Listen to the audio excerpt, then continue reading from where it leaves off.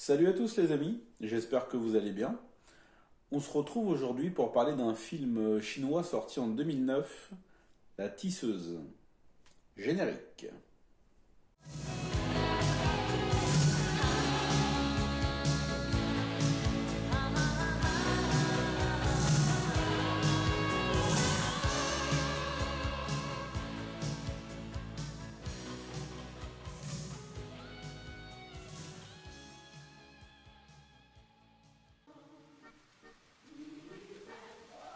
Prisonnière d'une vie qui ne lui convient qu'à moitié, Lily, ouvrière dans une usine de textile, apprend un jour qu'une maladie grave la ronge.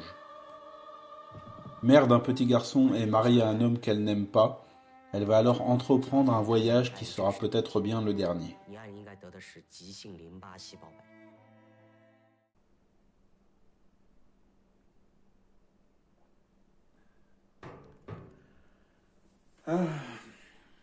Si seulement on avait davantage de films de ce calibre en France, des films qui ne versent pas dans un pathos grossier et qui laissent l'émotion naître par le biais de la narration, par le biais des images, par le biais de ses personnages.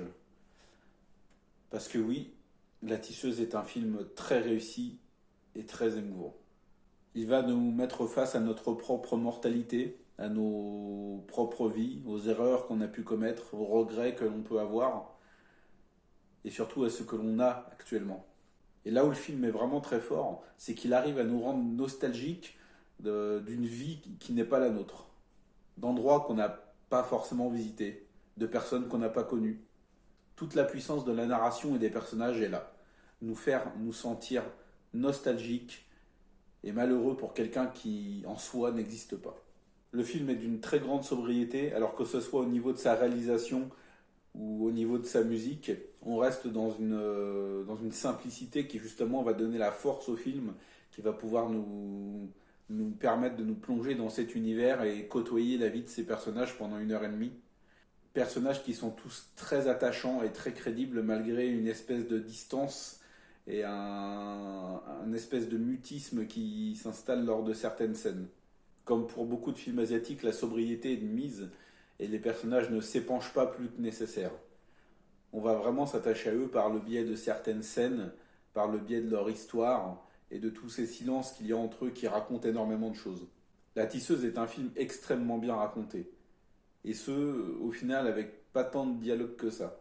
Les interactions entre les personnages sont tout aussi bien verbales que non verbales, mais on sent entre eux leur histoire, leurs regrets, leurs sentiments.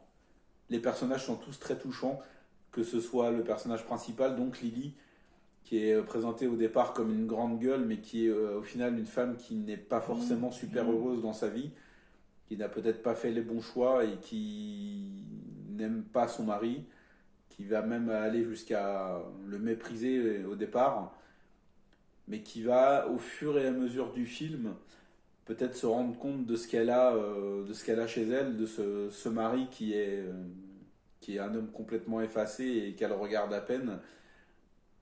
Mais le film va, au fur et à mesure de son histoire, de son déroulement, faire prendre davantage de poids à ce personnage et à la relation qui l'unit donc à Lily. Il y a d'ailleurs énormément de scènes vraiment touchantes, surtout sur la fin, mais tout le métrage est parsemé de ces scènes vraiment, vraiment intenses, vraiment bouleversantes qui vont longtemps me rester en mémoire. Parce que le film m'a pris à la gorge, vraiment.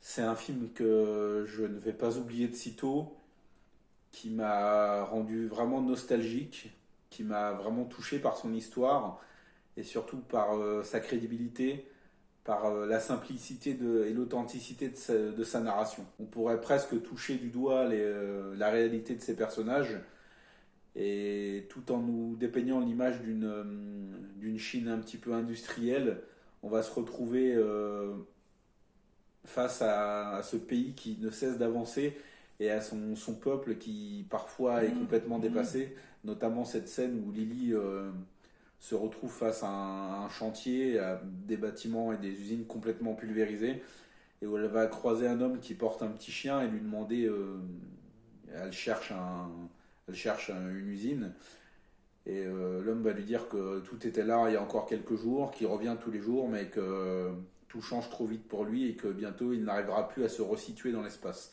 C'est une scène qui est vraiment très forte et vraiment très touchante. Le film est tout simplement une merveille et je ne peux que vous le conseiller ardemment. C'est vraiment un film bouleversant voilà, qui m'a un petit peu scotché. Je sais pas si vous devez le sentir, mais je me sens pas comme d'habitude en l'ayant vu. Voilà. En tout cas, ça m'a donné vraiment envie de retourner en Chine. Il y a cette atmosphère particulière de ce pays qui ressort très bien à travers les images.